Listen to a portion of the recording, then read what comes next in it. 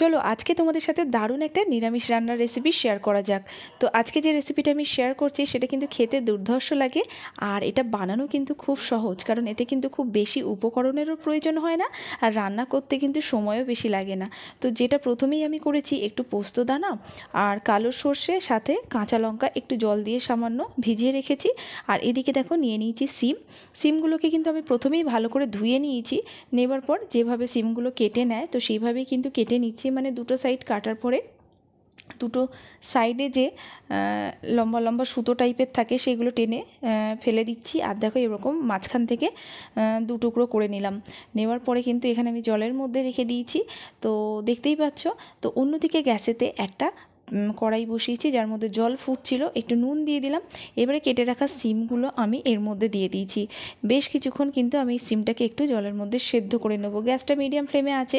তো যতক্ষণ সিম সেদ্ধ হচ্ছে ততক্ষণ এখানে যে পোস্ত দানা, সর্ষে আর কাঁচা লঙ্কাটা ভিজিয়ে রেখেছিলাম, তো সেটা চলো পেস্ট বানিয়ে নিই। তো দেখতেই পাচ্ছ পেস্ট হয়ে গেছে, একটা স্মুথ পেস্ট বানিয়ে নিয়েছি।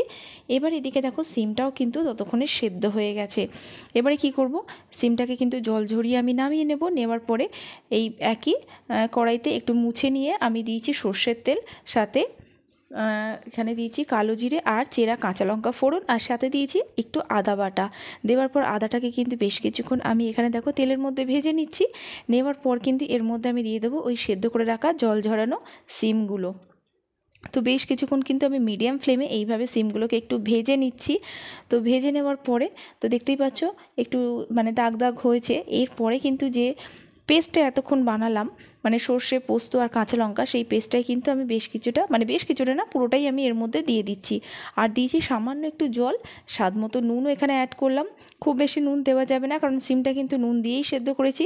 আর একটু চিনি দিয়েছি, আর সামান্য একটু, একদম সামান্য একটু হলুদ গুঁড়ো, না দিলেও চলে। তো দেওয়ার পর কিন্তু দেখো বেশ কিছুক্ষণ আমি একটুখানি নাড়াচাড়া করেছি মিডিয়াম ফ্লেমে। তো শুকনো শুকনো হয়ে এসেছে। এবারে যে মিক্সির বাটিটা ধুয়েই কিন্তু সামান্য একটু আমি জল এর মধ্যে অ্যাড করে দিলাম, ভালো করে মিশিয়ে নিয়েছি দেখছো। তো এরপরে এর মধ্যে দিয়ে দেবো কুড়িয়ে রাখা নারকেল। তো এখানে নারকেল কুড়া আমি দিয়ে দিলাম বেশ কিছুটা।